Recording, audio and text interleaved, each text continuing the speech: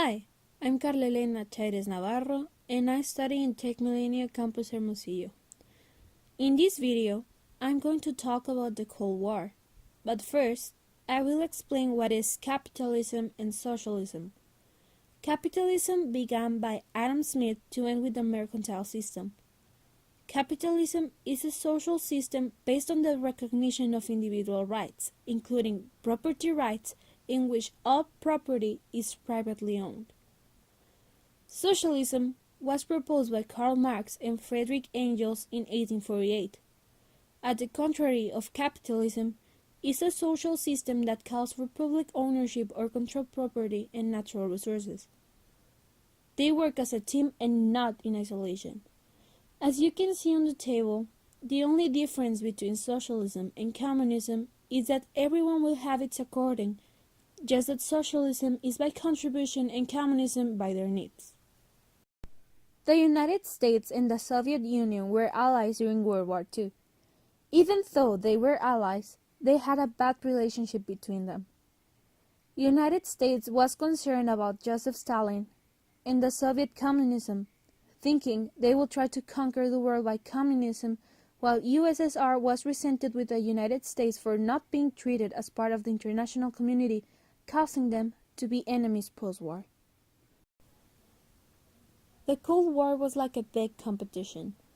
The term Cold War first appeared in an essay called You and the Atomic Bomb by George Orwell.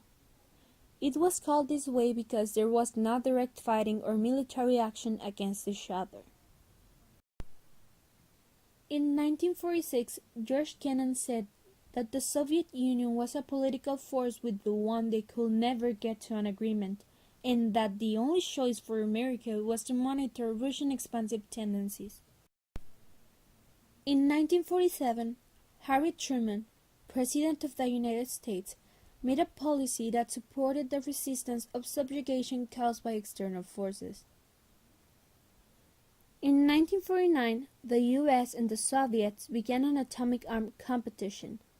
First, the Soviets tested a bomb on their territory, and then the US built the hydrogen bomb.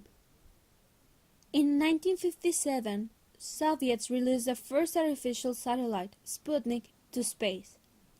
In 1958, the US launched Explorer 1. Without getting behind, the Soviets sent the first man into space in 1961, and in 1969, Neil Armstrong became the first man that went to the moon. In the 1960s, there were many conflicts with communists, making Americans think that if they wanted to contain communists, they would have to intervene more actively, leading to a 10-year conflict.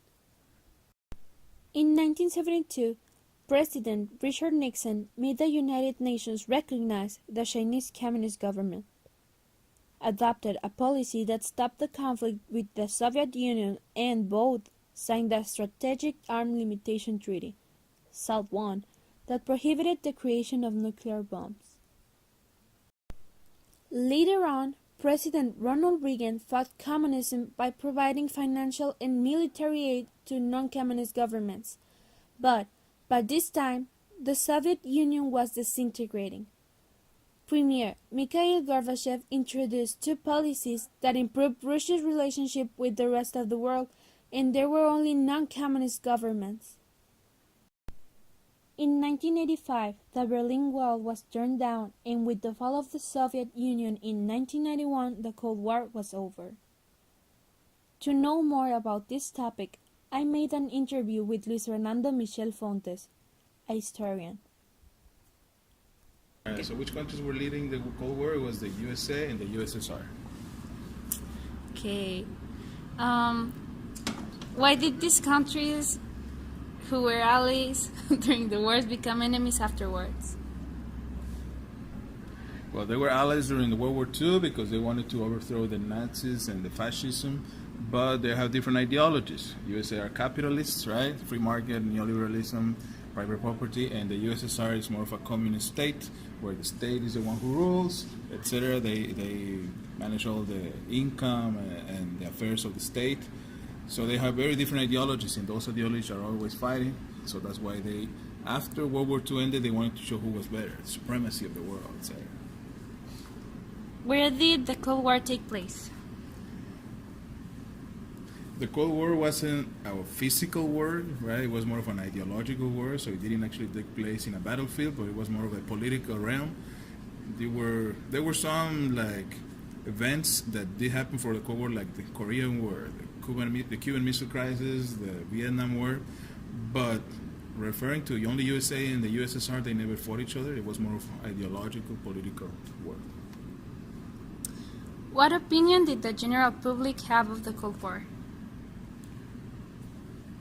Well, the opinion back then, as far as I have read, they were always afraid because they were always threatening each other about sending nukes, all these nuclear bombs, etc. Right? There was always this feeling of something is going to happen, right? The world is going to end, etc. Right? But most people just went to their lives like normal because there was nothing they could do about it. Right? When people got involved is when the Vietnam War began. There were the student protests of the '68, the hippies, all of these movements, right? The progressive music began, so a lot of these people started thinking differently. But that's it. Most of the time, it was regular daily life. What type of weapons did the two world powers have at their disposal? Well, like I said, they had nuclear weapons, nuclear bombs. After the Hiroshima bombings, Nagasaki bombings, both of them developed nuclear weapons. That was the threat in the world, right? But of course, they had tanks, they had airplanes, like everything, right? But the new invention, the new thing, were the atomic bombs they had. Thank you for your time. Welcome. In my opinion, communism had good points such as working and living in cooperation with one another. But it wouldn't be fair that if you worked more than another, you would have to share the same salary. In that case, capitalism has my vote. I could say this war was inevitable, but it was also helpful, like the pressure to release new things and to be ahead of one another made advances in science, technology, and also as humans.